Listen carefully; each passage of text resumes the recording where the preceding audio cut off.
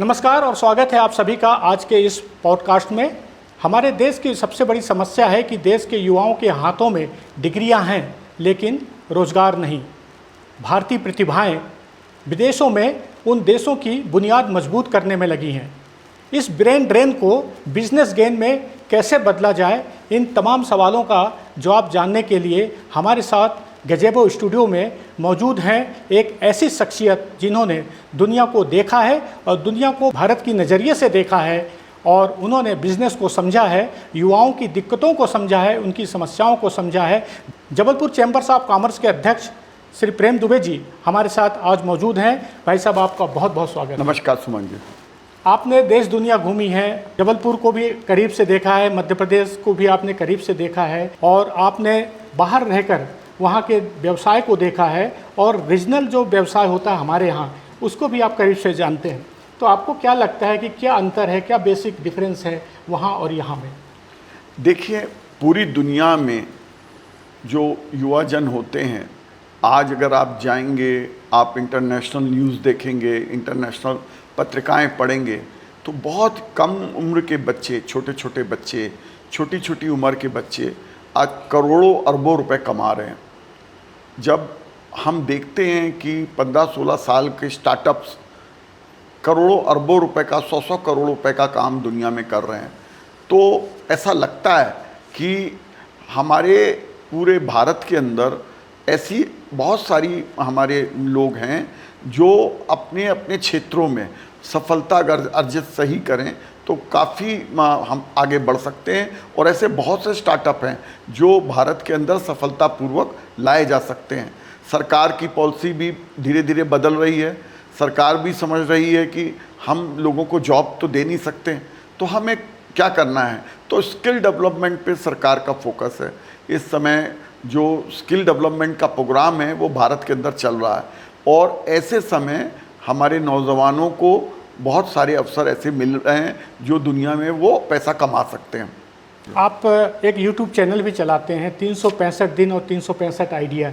तो मैं चाहूँगा कि हमारे चैनल के माध्यम से उन युवाओं को अपने चैनल के बारे में बताएं और ये भी बताएं कि उस चैनल में क्या कुछ खास रहता है। देखिए, ऐसा है, आज से 25-30 साल पहले हम लोग सब यहाँ पे अपने शहरों में तरह तरह से लोगों को जोड़ते थे, स्वरोजगार मेले करते थे और उन मेलों में 1-1 लाख लोग आते थे। जैसे जैसे टेक्नोलॉजी बदली वैसे वैसे सब चीज़ें बदलती गई। इंटरनेट आने के बाद ये एक इंटरनेशनल मंच मिल गया लोगों को कि हम कोई भी शहर में रह के पूरे दुनिया में अपनी बात को पहुंचा सकते हैं। तब हम लोगों ने एक ब्लॉग बनाया जो आइडिया का ब्लॉग है, 365 डेज 365 बिजनेस आइडिया।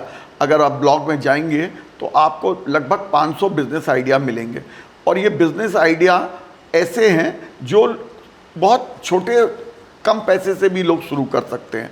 आज देखने में हम लोगों की ज़िंदगी में यह आया कि लोगों को सबसे पहले मन में आता है हम करें क्या। आज जब नौजवान पढ़ाई कर लिख के बाहर निकलता है तो उसके मन में एक ही बात होती है पढ़ाई के बाद कि हम क्या काम ऐसा करें जिससे हम अपने जीवन में आगे बढ़ पाए, पैसा कमा पाए। और वो आइडिया जो होता है वो उसको सबसे पहले उसको दिक्कत आती उस आइडिया को लाने में। तो हम लोगों ने ये किया कि हम लोगों ने ऐसे आइडिया पहचाने जो कि लोगों तक जाने चाहिए और ये मान के हम लोग ने एक बिज़नेस ब्लॉग बनाया, फिर यूट्यूब में गए और हम लोगों ने अपने चैनल चैम्बर ऑफ कॉमर्स के माध्यम से बनाए। उद्देश्य था कि ज़्यादा से ज़्यादा नौजवानों तक हम लोग अपने ब्लॉग को ले जाएं। आज पूरे दुनिया में लगभग 35 से 40 लाख लोग ब्लॉग को देखते हैं और उसमें तरह तरह के बिजनेस आइडिया हम लोग देते हैं। देखिए, नौजवानों को सरकार पैसा दे सकती है, हमारे कॉलेज ज्ञान दे सकते हैं, शिक्षा दे सकते हैं, मगर अगर एक अच्छा आइडिया आपके दिमाग में आ जाए और उस आइडिया की ज़रूरत इस दुनिया को हो तो आप उस आइडिया को आगे बढ़ाकर कोई भी स्टार्टअप लाके आप सफल हो सकते हैं। भारत में नहीं, दुनिया में भी एक छोटे छोटे आइडिया जो लोगों की ज़िंदगियां बदल सकते हैं।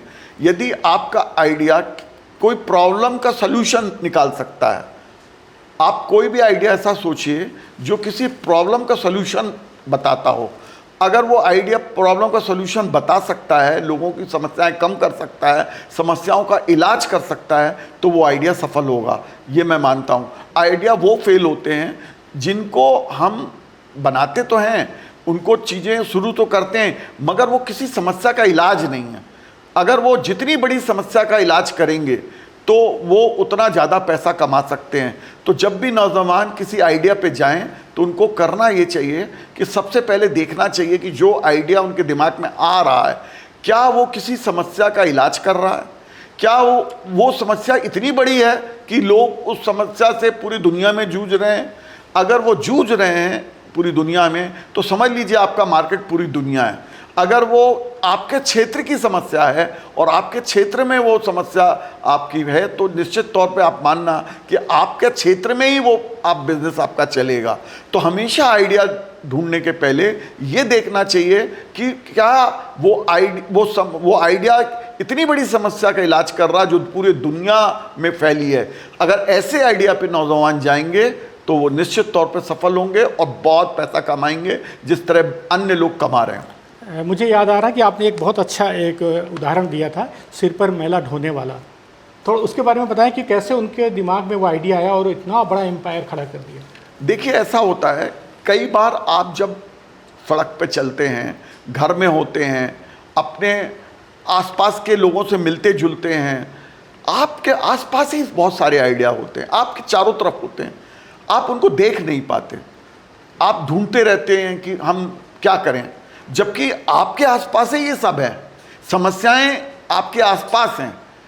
जो आपने बताया कि सर में मैला ढूंढने का जो हुआ एक समस्या, वो सुलभ शौचालय का एक प्रकरण है। हमारे देश के जाने माने जो बिहार में सुलभ शौचालय का जब जन्म हुआ तो वहाँ पे विंदेश्वरी पाठक, आप अगर जाएंगे इंटरनेट में, अगर युवा जन विंदेश्वरी पाठक डालें तो आप देखेंगे कि विंदेश्वरी पाठक एक ऐसे शख्स हैं जो पूरे भारत में नहीं पूरे दुनिया में जिनको सबसे ज़्यादा अवार्ड मिले हैं, सबसे ज़्यादा पैसा उनने कमाया है, सबसे ज़्यादा जीवन में उनका नाम हुआ है और एक सामाजिक समस्या को उनने दूर किया है। सामाजिक समस्या ऐसी जो वर्षों से हमारे दुनिया में फैली थी। और विंदेश्वरी पाठक बिहार के गांव के रहने वाले व्यक्ति थे और वो एक ब्राह्मण कुल के थे। और एक दिन जब वो बैठे हुए थे तो उन्होंने देखा कि एक महिला सिर में गंदगी का सामान होता है, उस सिर में रख के ले जा रही हैं और उसकी साड़ी के पीछे से वो गंदगी गिर रही है। तो उनको वो दृश्य देख के विंदेश्वरी पाठक को बड़ा ग्लानि हुई कि इस दुनिया में इतने बड़े बड़े काम हो रहे हैं मगर आज भी महिलाएं पुरुष इस तरह की गंदगियां अपने सिर पे रख के जाते हैं और सफाई करते हैं। इसका कोई वैज्ञानिक सलूशन नहीं है। उन्होंने कई बार इसको देखा वहाँ बिहार में और फिर उनके मन में आया कि क्या इस समस्या का कोई इलाज मैं निकाल सकता हूँ। तो उनने सोचा कि क्यों नहीं इस पे इलाज निकाला जाए। उनने सबसे पहले सुलभ शौचालय बिहार में बनाना शुरू किया और जो टॉयलेट होता है उस टॉयलेट की पहली यानी समान जन के लिए टॉयलेट बनाना, समान जन के लिए गली कूचों में टॉयलेट बनाना, वो सुलभ शौचालय का व्यापार उनने शुरू किया। जब उनने ये व्यापार शुरू किया तो उनके पिता ने उनसे बोला कि अगर तुमको ये व्यवसाय करना है तो तुम हमारा घर छोड़ सकते हो, क्योंकि तुम इस तरह के ये तुमको क्या इस दुनिया में यही व्यवसाय मिला है करने के लिए। तो उन्होंने बोला कि नहीं, पिताजी से कहा कि पिताजी मैं जो ये व्यवसाय कर रहा हूँ ये व्यवसाय नहीं, ये सामाजिक समस्या है और मैं इस सामाजिक समस्या को निदान निकालना चाहता हूँ। पिता नहीं माने, परिवार नहीं माना, उन्होंने घर छोड़ दिया विंदेश्वरी पाठक जी ने। और उसके बाद विंदेश्वरी पाठक ने परिवार छोड़कर अपना पूरा जीवन सुलभ शौचालय को दिया। लाखों उनके सुलभ शौचालय जो उनका संगठन था उसमें 11 से 12 लाख लोग काम करते थे दुनिया में। इतने लोगों को व्यवसाय देना और एक ऐसी दुनिया में अवस्था बनाना कि कई राष्ट्र के राष्ट्रपति उनको बुलाते थे और कहते थे कि हमारे देश में आप ये समस्या का निदान करो। तो उनको बांग्लादेश, उनको आसपास एशिया के जितने गरीब देश हैं, जितने अफ्रीकन मुल्क हैं, उनमें वो ब्रांड एम्बेसडर बने और उन्होंने उस जगहों पे जाकर वहाँ पे सुलभ शौचालय को एक व्यावसायिक रूप दिया। एक सफल समस्या का निदान बनाया। और आज सुलभ शौचालय के माध्यम से ऐसा भी समय आया जब उनके पास वो प्लेनों में, अपने स्पेशल प्लेन में चलते थे, उनके पास स्पेशल हेलीकॉप्टर होता था और बड़े बड़े कार्यक्रमों में देश प्लेन भेजते थे उनको लेके आने के लिए।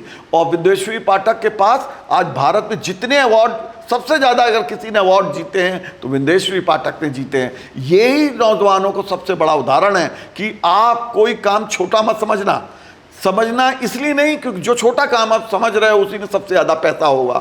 जो सबसे बड़ी समस्या हो, अगर आपके पास सबसे आजू बाजू कचरा है तो आप मान के चलना वो कचरे को बिजनेस में बदलना, जो समस्या है वो समस्या है, वही आपका इलाज होगा। अगर आज आप कोरोना में, जब कोरोना आया तो कोरोना लाखों लोग मर रहे थे, तो किसने पैसा कमाया? तो वो हमारे जो लोग थे जिन्होंने उसका दवाइयाँ बनाई, जिन्होंने उसका आविष्कार निकाला, उन लोगों ने सबसे ज़्यादा पैसा कमाया। पूना वाला जो पूना के थे, उनने पूरी दुनिया में अरबों रुपया कमाया केवल एक उस उत्पत्ति से कि उस समस्या का इलाज ये है। आप समस्या को खोजें। हर नौजवान को चाहिए कि अपनी ज़िंदगी में घर में बैठ के, अगर कॉफ़ी हाउस में बैठता है, यदि दोस्तों के साथ बैठता है, तो हर नौजवान को चाहिए कि वो अपनी एक लिस्ट बनाए, समस्याओं की लिस्ट बनाए। उस समस्या देखे कि वो समस्या कितनी बड़ी है। हमारे माँ, जब हम घर में होते हैं तो हमारी माँ समस्या से जूझती है, किचन की समस्या होती है, घर में साफ सफाई की समस्या होती है, घर में कपड़े धोने की समस्या होती है, घर में जूते साफ करने की समस्या होती है, घर में तरह तरह की समस्याएं हमारे घर में होती हैं। जूते साफ करने वाली घटना से बिल्कुल, मैं वो भी इसीलिए आ रहा हूं कि जब आप समस्याएं देखते हैं मगर आप आगे बढ़ जाते हैं, उस समस्या सोचते नहीं ये तो समस्या, इससे मेरे को क्या करना। वही प्रॉब्लम है नौजवानों का। आप समस्या जब देखते हो तो क्या आप इसको विचार करते हो कि ये समस्या का इलाज आप निकाल सकते हो? मैं एक दूसरा उदाहरण आपको देना चाहता हूँ। वो उदाहरण मद्रास के एक नौजवान का देना चाहता हूँ जो IIT से पढ़ा निकला और उसके बाद वो काम ढूंढ रहा था। वो कई 2 साल तक वो काम ढूंढता रहा कि मैं कौन सा काम ऐसा स्टार्टअप लाऊं जो हम सफल हों। तो उसने एक दिन अपने जो स्पोर्ट्स शूज़ होते हैं वो बैठ के ब्रश से साफ कर रहा था अपना खुद का। जब वो साफ कर रहा था तो उसके दिमाग में ख्याल आया कि जो ये स्पोर्ट्स शू है, इसको जो मैं सफाई करता हूँ, ये समस्या तो सबके लिए है, ये तो पूरी दुनिया की समस्या है। क्योंकि जितने भी पैसे वाले लोग हैं या पैसे वाले नहीं हैं, आज बच्चों को 5-5, 10-10 हज़ार के स्पोर्ट्स शू दिलाते हैं। और आज लेदर शू का तो ज़माना चला गया। जब लेदर शू आप पहनते थे और पॉलिश करने वाला सड़कों में बैठता था और पॉलिश कर देता था। आज वो लेदर शू लोग नहीं पहनते, आज लोग सब स्पोर्ट्स शूज़ पहनने लगे और जिनकी कीमतें 25-25, 30-30 हज़ार रुपये। अगर वो एक दिन पानी में गंदे हो जाते हैं तो माँ बाप को फिर से जूता दिलाना पड़ता है। बड़ी बड़ी कितनी भी मल्टीनेशनल कंपनियां आ रही हैं, वो कोई भी आप प्रोडक्ट तो बेचते हैं, उसके सर्विस के ऊपर फोकस नहीं करते। कोई भी मल्टीनेशनल कंपनी सर्विस पर नहीं जाती, वो केवल सामान बेचना जानती है। वहीं पे उसने जब देखा कि ये जूता मैं साफ कर रहा हूँ और ये जूता एक समस्या है, क्या मैं इसका इलाज निकाल सकता हूं?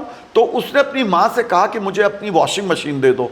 उसकी माँ ने उसको वॉशिंग मशीन अपनी दे दी।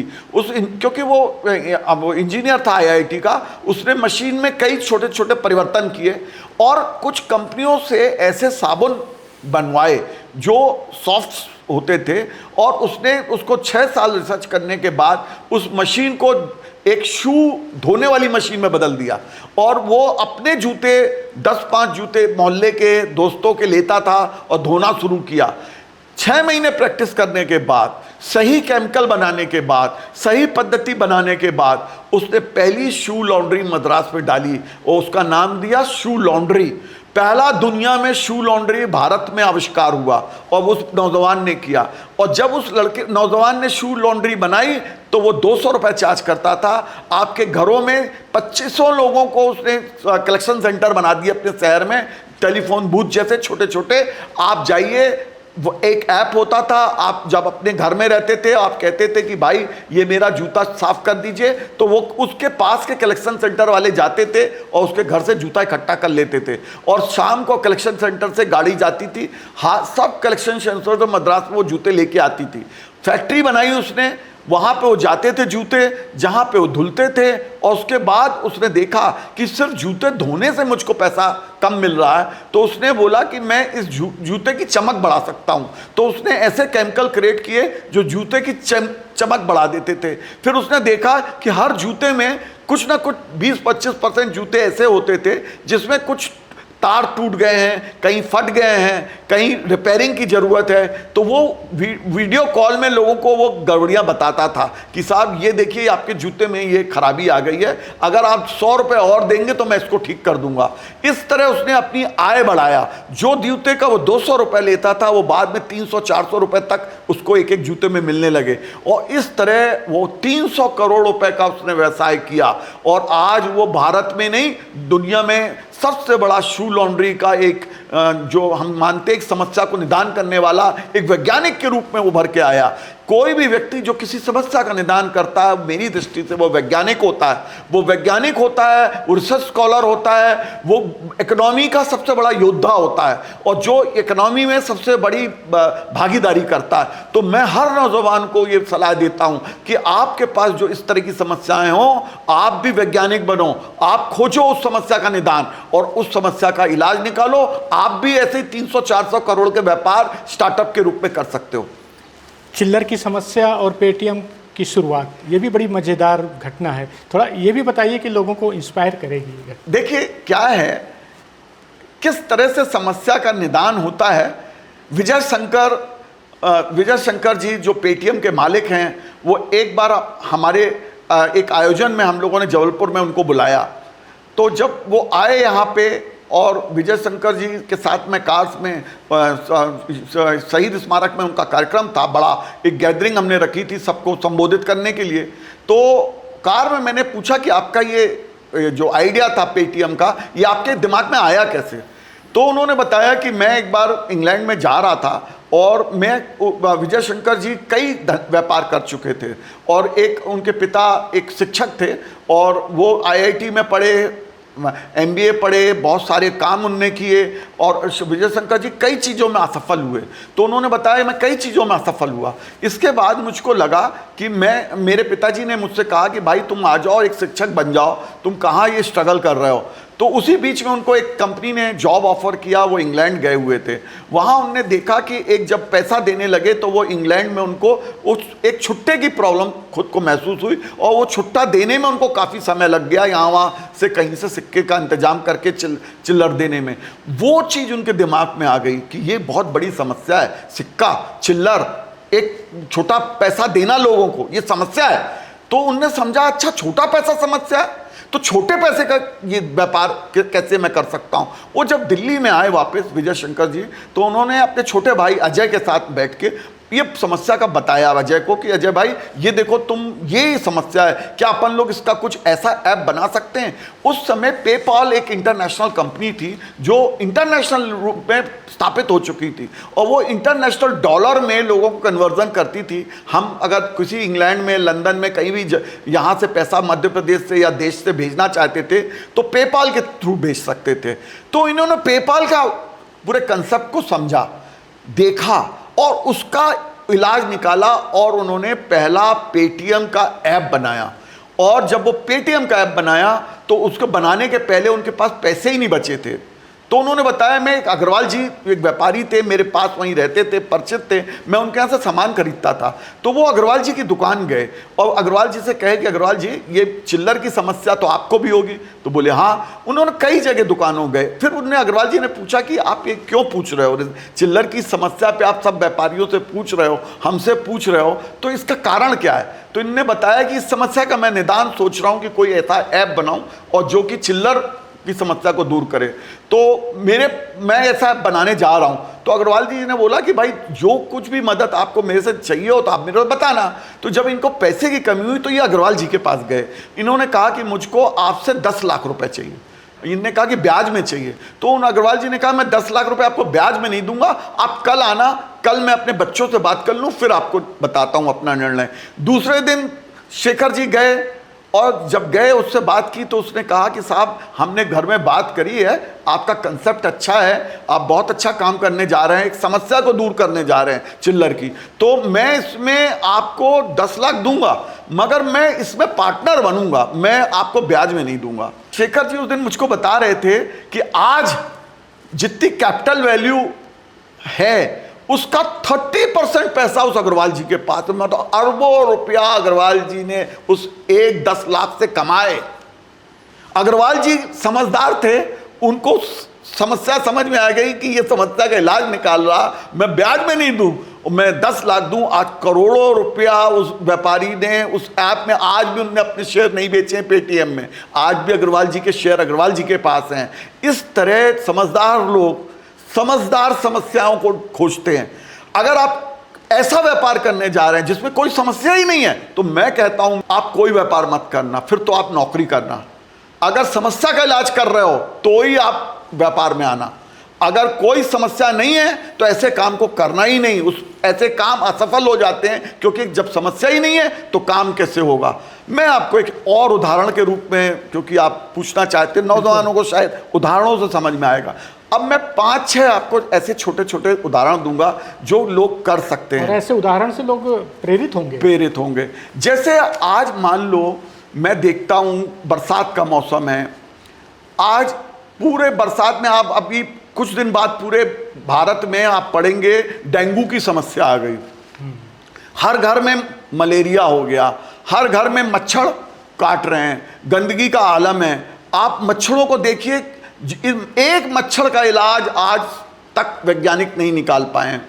एक छोटा सा मच्छर भी डेंगू में करोड़ों बच्चों को मारता है, नौजवानों को मारता है। हॉस्पिटल की इकोनॉमी में डेंगू बहुत बड़ा एक वो मील का पत्थर बन के उभरा है। आज आप क्या देख रहे हैं, आप सुन रहे हैं कि मच्छर मारे जाए। नगर निगमों के पास पूरे देश के अंदर कोई जो मच्छर मारने की मशीनें हैं सब जंग लग गई हैं। मिट्टी का तेल डाल के वो चलाते हैं, मच्छर मरते नहीं हैं, कोई देखने वाला नहीं है कि वो क्या काम कर रहे हैं क्या नहीं कर रहे हैं। क्या कोई एक भी नौजवान भारत में ऐसा नहीं है जिसने इस समस्या को देखा हो? मैं चुनौती देता हूं, कोई भी ऐसा नौजवान अगर इस समस्या का इलाज निकालने के लिए आगे बढ़ता है तो वो अरबों रुपए कमा सकता है। अब वो कैसे अरबों कमा सकता है मैं उसको बताता हूं। आप ऐसी अनेकों वैज्ञानिक मशीनें आ गई हैं जो कि ड्रोन के थ्रू रात को शहरों में मच्छर मार सकते हैं। आज ड्रोन ने पूरी हमारी मशीनों का काम बदल दिया। जैसे पहले युद्धों में पैटर्न टैंक चलते थे, आज ड्रोन चलते हैं। आज नगर निगम जो मच्छर मारने के लिए ट्रक भेजता है उसकी जरूरत ही नहीं है। नौजवान ड्रोन लाएं, ड्रोन के ऊपर से इन केमिकल का छिड़काव शहरों में रात को समय करें।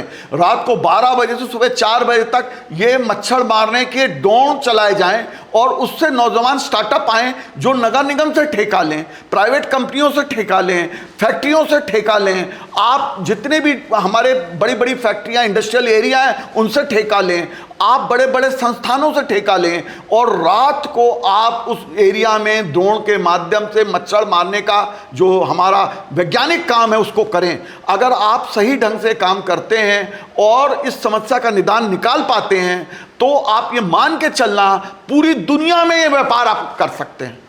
तो इस तरह के व्यापारों को, आप जिस चीज को सबसे ज्यादा गंदा समझते हैं, जो स्लो प्रोसेस धंधे होते हैं उसी में पैसा होता है। जितने लोगों ने पैसा कमाया है वो इसी तरह मेथड से पढ़ाया है। आप देखते होंगे कि आपके आसपास कितनी आज टायर ट्यूब पड़े हैं, प्लास्टिक की बोतलें पड़े हैं, लोहा लंगड़ पड़ा है, इलेक्ट्रॉनिक के सामान पड़े हैं, लाखों इलेक्ट्रॉनिक के सामान पड़े हुए हैं। हमारे घरों में कंपनियों ने भारत सरकार ने एक्ट बना दिया है कि कोई भी कंपनी जो इलेक्ट्रॉनिक सामान बेचती है उसको उतने साल बाद उसको वापस लेना पड़ेगा और वो लेके उसको डिस्ट्रॉय करना पड़ेगा। ये रूल है, एक्ट है, भारत सरकार की नीति है। तो जो हमारा कचरा है, इलेक्ट्रॉनिक कचरा है, प्लास्टिक का कचरा है, जो हमारे वायर है, इलेक्ट्रॉनिक वायर हैं, हमारी कारें हैं जो आज 15 साल के बाद नहीं चल सकती, स्कूटरें नहीं चल सकती, ये धंधे हैं भविष्य के, जिनको हम कहते हैं ये धंधे हैं जिनको आपको इन यूनिटों को लगाना चाहिए, ये सब इनसे बाय प्रोडक्ट बनाना चाहिए। आज टायर, ट्यूब, प्लास्टिक के कचरों से सड़कें बन रही हैं। अभी भारत सरकार ने कई सड़कें ऐसी बनाई हैं जो प्लास्टिक वेस्ट से बनती है। वेस्ट डिस्पोजल, वेस्ट सबसे बड़ा बिजनेस एम्पायर अगले 20 साल में दुनिया में बनेगा, क्योंकि जितना भी टाइप का वेस्ट है, किसी भी चीज का वेस्ट हो, चाहे कृषि का वेस्ट हो, चाहे प्लास्टिक का वेस्ट हो, चाहे हॉस्पिटल का वेस्ट हो, चाहे टायर ट्यूब का वेस्ट हो, चाहे कार का वेस्ट हो, जितने वेस्ट हैं आप वेस्ट की लिस्ट बना लीजिए। किसी भी वेस्ट के आइटम में आप उसको धंधा बना लीजिए, उसको आप चेंज करिए, बनाइए, उससे सामान निकालिए, बाय प्रोडक्ट बनाइए, उस बेस को डिस्पोजल करिए और उससे पैसा कमाइए। ये है आगे 20 साल के धंधे जो मेरे नौजवान साथियों को आगे जाके करना चाहिए। ई कचरा और आपने जो डेंगू का बताया वो तो वाकई में बहुत ही अद्भुत है। और एक दो चार आइडिया बताइए जिससे लोग इससे आगे बढ़े। देखिए मैं आपको छोटे छोटे उदाहरण देता हूं क्योंकि लोगों को जल्दी समझ में आएंगे। आज आप जाते हैं, जब नीम के पेड़ देखते हैं, पूरे भारत में नीम के पेड़ होते हैं बहुत ज़्यादा, है ना। आपने कभी देखा कि नीम के पेड़ से निमोली हो जो ज़मीन में गिरती है, हम पड़ी रहती है, उसको कोई उठाने वाला नहीं है और वो सड़ती है। आज एक भी कलेक्शन सेंटर नहीं मिलते। आज दक्षिण भारत में अगर आप जाएंगे और निमोली इकट्ठा करके आप देंगे तो उसका जितनी निमोली आप इकट्ठा कर लेंगे, फॉरेस्ट प्रोड्यूस है, उसको आप बेचते हैं तो लोग खरीदते हैं।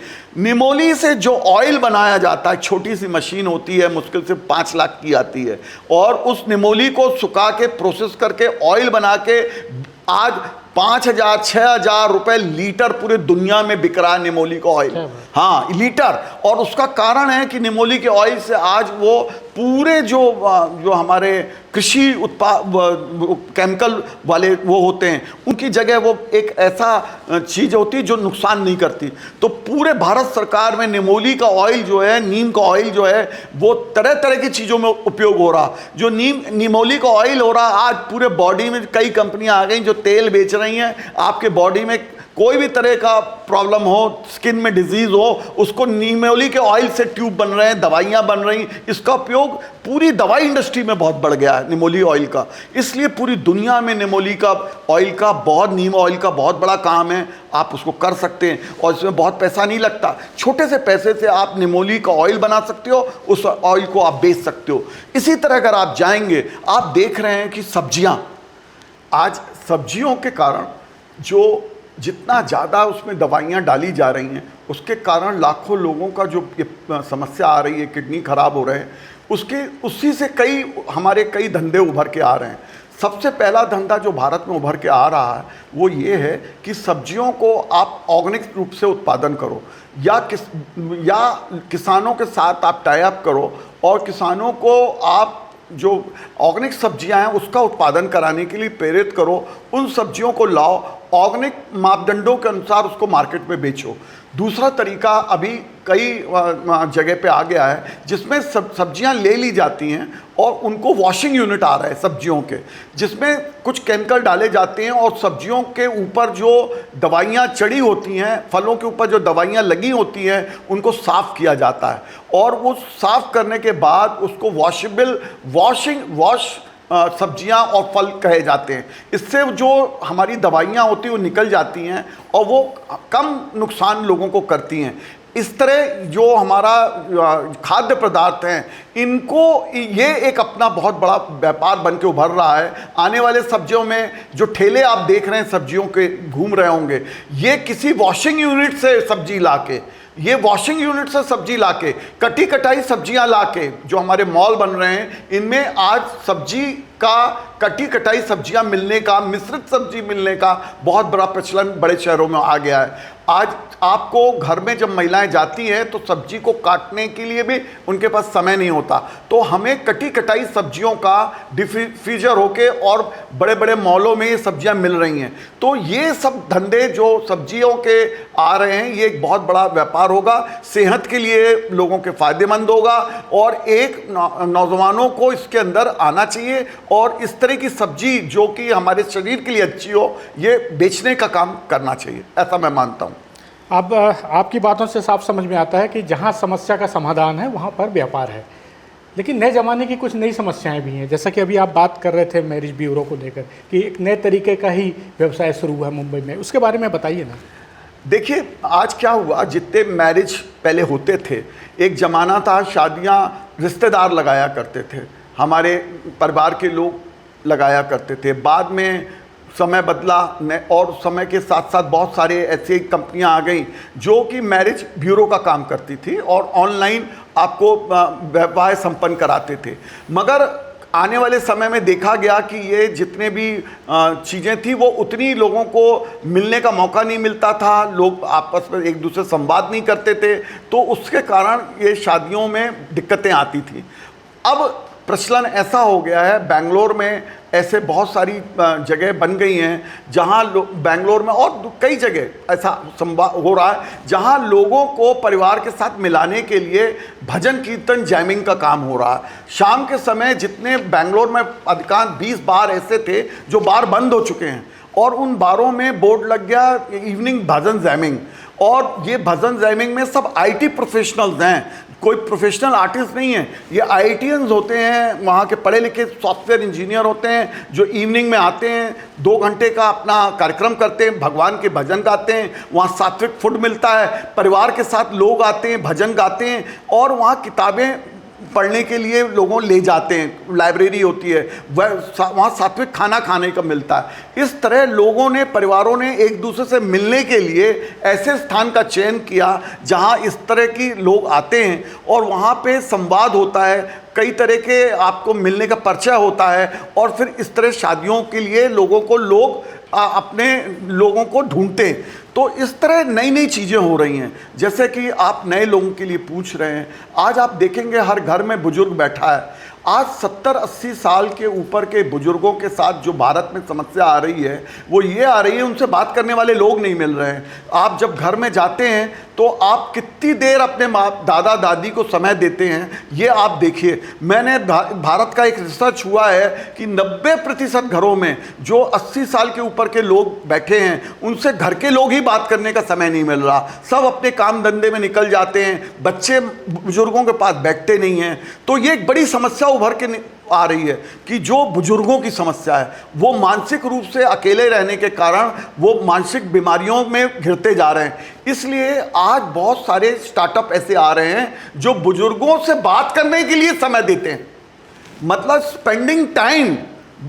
तो ऐसे स्टार्टअप आ रहे हैं कि जिनसे हम अलग अलग समय पे रोज हफ्ते में 3 दिन वो हमारे घर में महिलाएं आएंगी, पुरुष आएंगे, अपने अपने विषय में, धर्म के बारे में, विज्ञान के बारे में, आज के बारे में, देश के बारे में, विदेश के बारे में आपकी दादी परदादी के साथ बैठ के घंटे भर बात करेंगे और उनको चर्चा करेंगे, उनको अपनापन फील कराएंगे और जो डिप्रेशन उनको हो रहा है वो डिप्रेशन को दूर करेंगे। इसके लिए ट्रेनिंग इंस्टीट्यूटों की ज़रूरत है। ऐसे ट्रेनिंग इंस्टीट्यूट बन रहे हैं जो इस तरह की सर्विस के लिए लोगों को प्रिपेयर कर रहे हैं कि आप किस तरह की बातें करेंगे। जब आप किसी बुजुर्ग के पास बैठेंगे तो आपको उसकी सेहत के ऊपर कितनी देर बात करनी है, आपको उसके परिवार के बारे में कितनी बात करनी है, आपको धर्म के बारे में कितनी बात करनी है, जिसके धर्म के घर में जा रहे हो उसके धर्म का आपको कितना ज्ञान है, आप कैसे उस धर्म के बारे में उस माता पिता दादा से बात करते हो।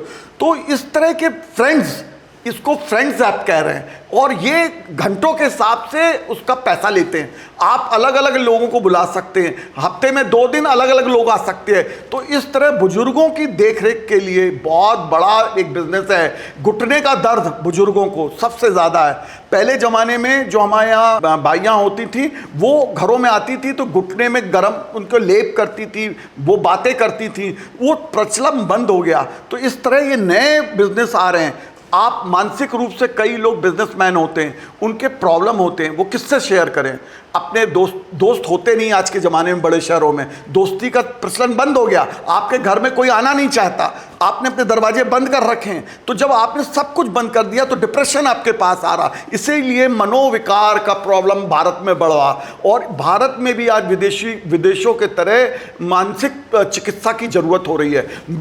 मेंटल हीलिंग सेंटर बन रहे हैं। मेंटल हीलिंग सेंटर में तरह तरह के आपको चीज़ें की जा रही।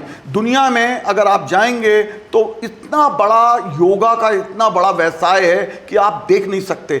अगर आप एक लैंग्वेज सीख लें, योगा अगर आपको आती है और आपने अगर मान लो जर्मन लैंग्वेज सीख ली, या आपने चाइनीज़ लैंग्वेज सीख ली, या आपने किसी देश की कोई लैंग्वेज साथ में सीख ली, तो आप समझ लेना आपको कम से कम 2 लाख 3 लाख रुपए पर महीने की नौकरी किसी भी देश में मिल जाएगी जहां उस लैंग्वेज की प्रचलन है। मैं चाइना जाता हूं, मैंने देखा वहां पे जो योगाचार, वियतनाम में मैंने देखा जो योगाचार, हज़ारों की संख्या में भारतीय लोग को काम मिल रहा। मगर प्रॉब्लम क्या हो रहा उन लोगों को? प्रॉब्लम ये हो रहा कि जो योगाचार भारत से जा रहे हैं उनको चाइनीज़ लैंग्वेज नहीं आती, जो योगाचार जाते हैं उनको वियतनामी लैंग्वेज नहीं आती। तो अगर हमारे भारत में ऐसे संस्थान, ऐसे इंस्टीट्यूट बन जाएं जहां पे योग के साथ उनको कोई एक लैंग्वेज सिखा दी जाए, तो बहुत बड़ा इंटरनेशनल मार्केट है योगा का, जहां 1 रुपये नहीं लगना और आप लाखों रुपए कमा सकते हो। आप ऐसे सेंटर मेंटल हेल्थ के खोल सकते हो दुनिया में।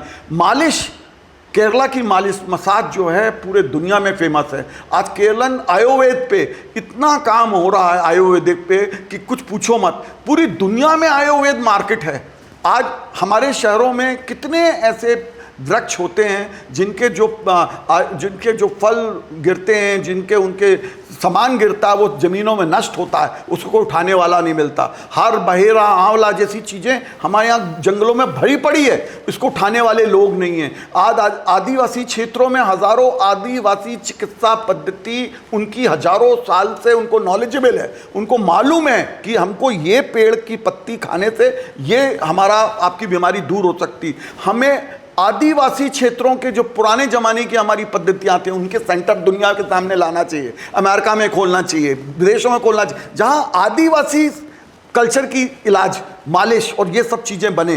तो इस तरह छोटे छोटे युवकों को नए मॉडर्न युग के प्रॉब्लम को देखना चाहिए। मॉडर्न युग के प्रॉब्लम क्या है? मॉडर्न युग के प्रॉब्लमों का इलाज करने वाले ऐसे स्टार्टअप लाएं। आप ऐसे स्टार्टअप लाएंगे जो कि मॉडर्न युग के लोगों के लिए रहेंगे, तो आप करोड़ों रुपए कमा सकते हैं। बहुत अवसर आपके लिए हैं। अच्छा, कुछ यूथ ये भी कहते हैं कि वो बिज़नेस तो करना चाहते हैं लेकिन उनके पास फंड नहीं है, फाइनेंशियल प्रॉब्लम है, पैसा नहीं है। तो ऐसे लोगों के लिए आप क्या सलाह देंगे? देखिए, पैसे की कोई कमी नहीं होती। जैसे कि पेटीएम का मैंने उदाहरण दिया, अगर उनके पास पेटीएम के मालिक के पास 10 लाख रुपए नहीं थे और एक अग्रवाल जी के पास गए उन्होंने और कहा कि साहब मेरे को ये मेरा कंसेप्ट है और चिल्लर की समस्या मैं दूर करूंगा, आप मुझको 10 लाख दो। तो अगर आप किसी भी व्यापारी के पास, उद्योगपति के पास, आप स्टार्टअप हैं, अपनी योजना लेके जाते हैं कि साहब मैं ये समस्या का इलाज करना चाहता हूँ और ये समस्या देखिए इतनी बड़ी है और मैं इस पे काम करना चाहता हूँ, आप मेरे फाइनेंशियल पार्टनर करें, तो आपको पिचिंग करनी पड़ेगी। पिचिंग सेंटर्स होने चाहिए। जैसे कि आज ये स्टूडियो है, इस स्टूडियो का उपयोग आप और क्या कर सकते हैं? तो आप पिचिंग सेंटर लाइए। पिचिंग सेंटर का मतलब ये हुआ कि नए एंटरप्रेनर को यहाँ लाइए, उसको बोलिए कि बताए उसके दिमाग में क्या ऐसा बिजनेस आइडिया है जो कि वो करना चाहता है और उसको करने के लिए लोगों को से वो पार्टनर ढूंढ रहा। तो जब ये बिजनेस पिचिंग सेंटर का ऐप में जब जाता है, हज़ारों लोगों तक जाता है, तो बहुत से लोग उस आइडिया पे पैसा लगाना चाहेंगे। जब वो पैसा लगाना चाहेंगे तो वो आपके आइडिया पे पैसा लगाते हैं। भारत में जितने भी आज स्टार्टअप आ रहे हैं, इन सबको कोई ना कोई ने पैसा लगाया है। आइडिया आपका, पैसा आम लोगों का, और यही होता है।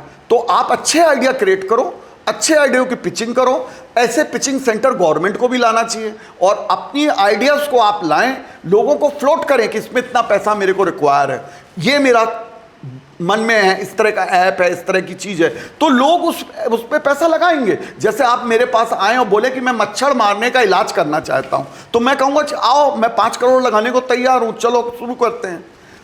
आप प्रॉब्लम का सलूशन बताओ, आप कौन से प्रॉब्लम का सलूशन निकाल पा रहे हो, आपके मन में कौन कौन से ऐसे रास्ते हैं कि ये प्रॉब्लम है, इसका इलाज क्या है।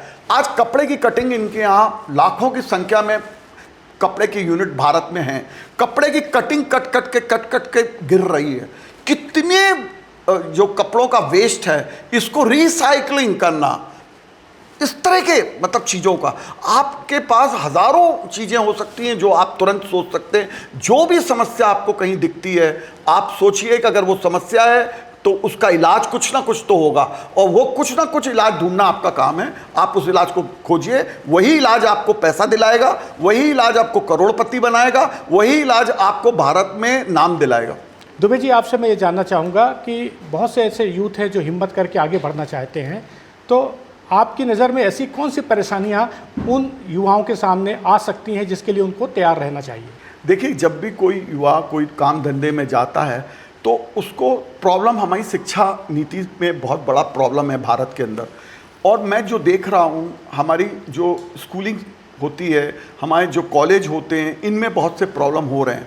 हम जब करीब से देखते हैं तो आज जबलपुर के अंदर इंजीनियरिंग कॉलेज में आज कम से कम 25,000 इंजीनियर जबलपुर में बेरोज़गार बैठा है। MBA का कम से कम 20 से 25,000 नौजवान बेरोज़गार बैठा है। कारण क्या है? जब हम इसके अंदर जाते हैं तो हम देखते हैं कि उनके अंदर कोई एक स्किल नहीं है। आप ज्ञानी हो, आप पढ़े लिखे हो, मगर जब हम किसी फैक्ट्री में भेजते हैं कि इसको काम पे लगा लो, तो वो फैक्ट्री ओनर बोलता है इसको पढ़ा लिखा इंजीनियर है, ये MBA किया है, मगर मेरे लिए उपयोगी नहीं है क्योंकि इसको कोई चीज़ आती नहीं है। तो आपको, हर व्यक्ति को बचपन में जब स्कूलिंग होती है, कॉलेज होता है, एक स्किल आपके अंदर, स्कूल और कॉलेज को उसके अंदर डालनी चाहिए। आपको अपनी स्किल को पहचानना चाहिए। ईश्वर ने हर व्यक्ति को कोई एक स्किल दी है, आपके अंदर वो स्किल है, कोई एक चीज़ है जो आप में भगवान ऊपर वाले ने आपको दी। वो चीज़ ढूंढिए आप कि आप में क्या है स्किल, आप में अंदर कौन सा पैशन है, कौन सी चीज़ में आपको लगता है कि आप बहुत सर्वोत्तम काम कर सकते हो। यदि आप खाना अच्छा बना सकते हो तो आज खाने पे व्यापार में जाओ, और खाने के व्यापार के लिए कोई पैसे की ज़रूरत नहीं है। आज घर घर में क्लाउड किचन बन रही हैं।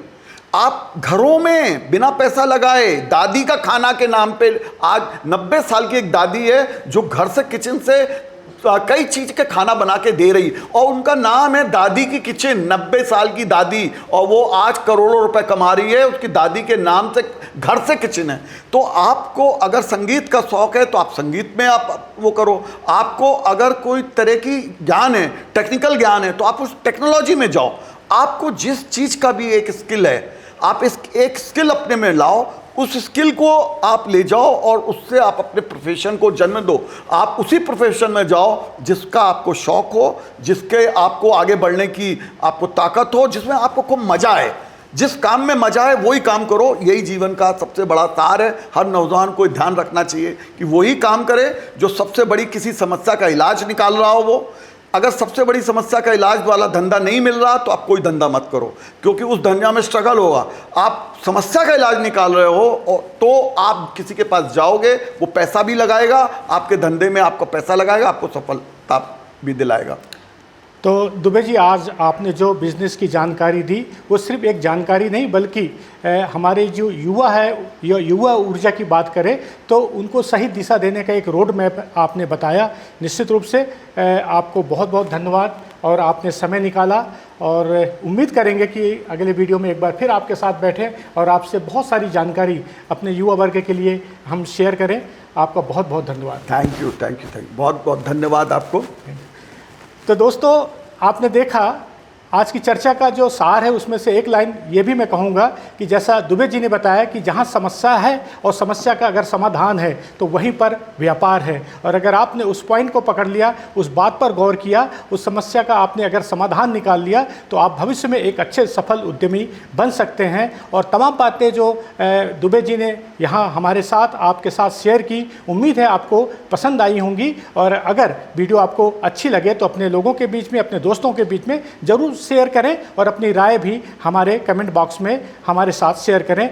मिलते हैं अगले वीडियो में किसी एक अलग शख्सियत के साथ। तब तक के लिए नमस्कार, जय हिंद।